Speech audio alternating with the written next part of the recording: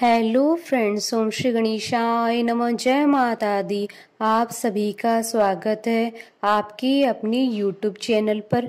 Friends, आज हम आपको इस वीडियो में बताने जा रहे हैं गुप्त नवरात्रि के 9वें दिन 9वीं महाविद्या माँ मातंगी की कथा और माँ मातंगी की साधना करने की विधि और महत्व के बारे में। फ्रेंड्स, वीडियो शुरू करने से पहले आपसे रिक्वेस्ट है, अगर आप हमारे चैनल पर नए हैं और आपने अभी तक चैनल को सब्सक्राइब नहीं किया है तो प्लीज़ सब्सक्राइब कीजिएगा चैनल को, साथ ही प्रेस कीजिएगा बेल आइकन को, जिससे नए वीडियो से रिलेटेड नोटिफिकेशन आपको तुरंत प्राप्त हो सके। और वीडियो पसंद आने पर वीडियो को लाइक और शेयर जरूर कीजिएगा ताकि सभी भक्तों को इस वीडियो का लाभ प्राप्त हो सके। और कमेंट बॉक्स में जय माता दी जरूर लिखिएगा। गुप्त नवरात्रि की 9वीं महाविद्या मातंगी है। मातंगी देवी प्रकृति की देवी हैं, कला संगीत की देवी हैं, तंत्र की देवी हैं, वचन की देवी हैं। ये एकमात्र ऐसी देवी हैं जिनके लिए व्रत नहीं रखा जाता, केवल मन और वचन से ही तृप्त हो जाती है। भगवान शंकर और पार्वती के भोज्य की शक्ति के रूप में मातंगी देवी का ध्यान किया जाता है। मातंगी देवी को किसी प्रकार की इंद्रजाल और जादू को काटने की शक्ति प्रदत्त है। देवी मातंगी का स्वरूप मंगलकारी है। वह विद्या और वाणी की अधिष्ठात्री हैं। पशु पक्षी जंगल आदि प्राकृतिक तत्वों में उनका वास होता है। वह 10 महाविद्याओं में 9वें स्थान पर है।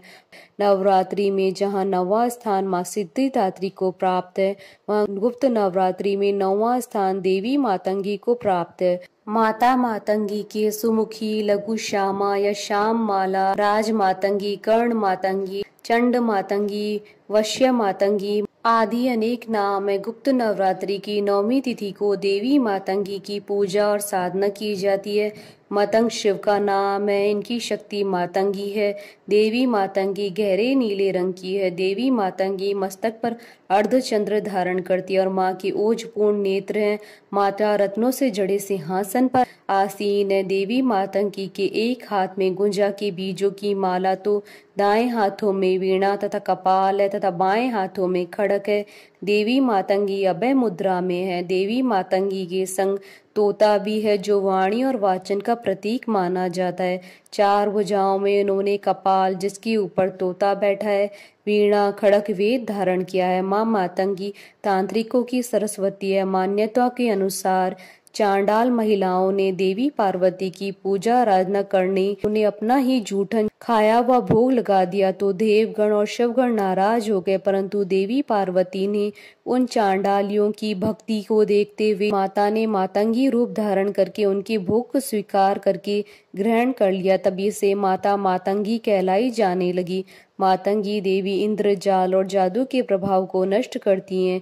देवी को वचन, तंत्र और कला की देवी माना गया है।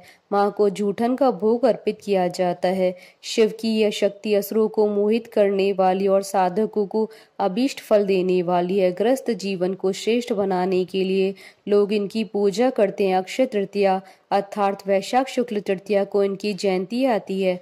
पलाश और मल्लिका के पुष्पों से युक्त बेलपत्रों से पूजा करने से व्यक्ति के अंदर आकर्षण और स्तंभन की शक्ति का विकास होता है। ऐसा व्यक्ति जो मातंगी महाविद्या की सिद्धि प्राप्त करेगा, वह अपनी क्रीड़ा और कौशल से या कला संगीत से दुनिया को अपने वश में कर लेता है। वशीकरण में भी यह महाविद्या कारागर है। मातंगी माता का मंत्र स्फटिक की माला से 12 माला ओम ह्रीम ऐं भगवती मतंगेश्वरी श्रीम स्वाहा मंत्र का जाप कर सकते हैं।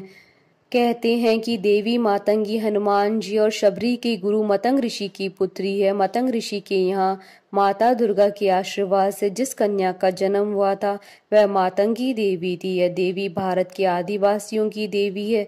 10 महाविद्याओं में से एक तारा और मातंग देवी की आराधना बौद्ध धर्म में की जाती है। बौद्ध धर्म में मातंगी को मातागिरी कहते हैं। भारत की गुजरात, महाराष्ट्र, कर्नाटक, केरल आदि राज्यों में मातंग समाज के लोग आज भी विद्यमान हैं।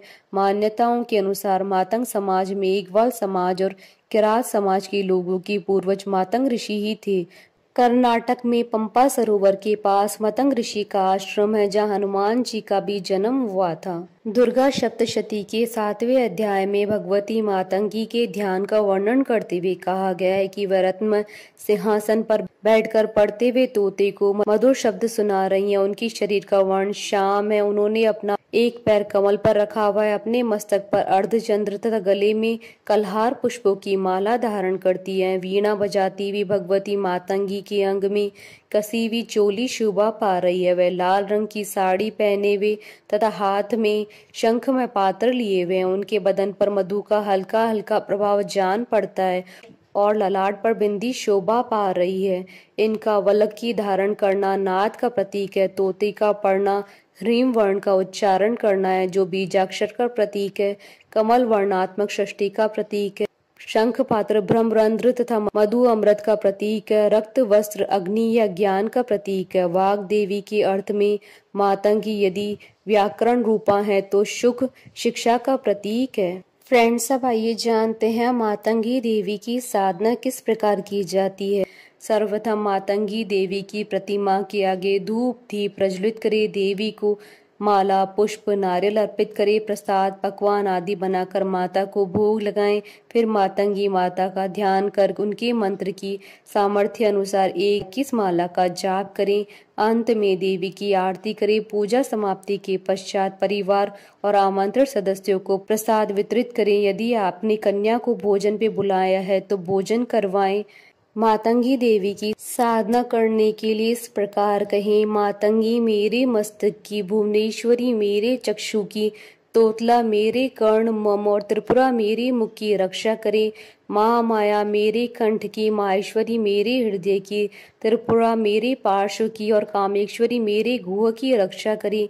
चंडी दोनों उरु की, रतिप्रिया मेरे जंगा की, महामाया मेरे पांवों की और कुलेश्वरी सर्वांग की रक्षा करे। जो पुरुष इस कवच को धारण करते हैं वह सर्व ज्ञानज्ञ होते हैं और अतुल ऐश्वर्य को प्राप्त करते हैं, इसमें कोई संदेह नहीं है। फ्रेंड्स, अब आइए प्रारंभ करें माँ मातंगी देवी के प्राकट्य की पौराणिक कथा। एक बार भगवान विष्णु और उनकी पत्नी लक्ष्मी जी भगवान शिव और पार्वती से मिलने हेतु उनके निवास स्थान कैलाश शिखर पर गए। भगवान विष्णु अपने साथ कुछ खाने की सामग्री ले गए और शिव जी को भेंट किए। भगवान शिव तथा पार्वती जी ने लिया, लेकिन कुछ अंश धरती पर गिरे। उन गिरे हुए भोजन के भागों से एक श्याम वर्ण वाली दासी ने जन्म लिया, जो मातंगी नाम से विख्यात हुई। यह भी कहा जाता है कि मुनि मातंग की पुत्री के रूप में जन्म लेने के कारण उनका नाम मातंगी पड़ा। उनकी सर्वप्रथम आराधना भगवान विष्णु ने की। वह विष्णु जी की आद्य शक्ति भी मानी जाती है। बोलिए जयकारा महामाई दा सच्चे दरबार की जय। हमारे साथ इस वीडियो में अंत तक बने रहने के लिए आपका धन्यवाद। ओम श्री गणेशाय नमः। जय माता दी।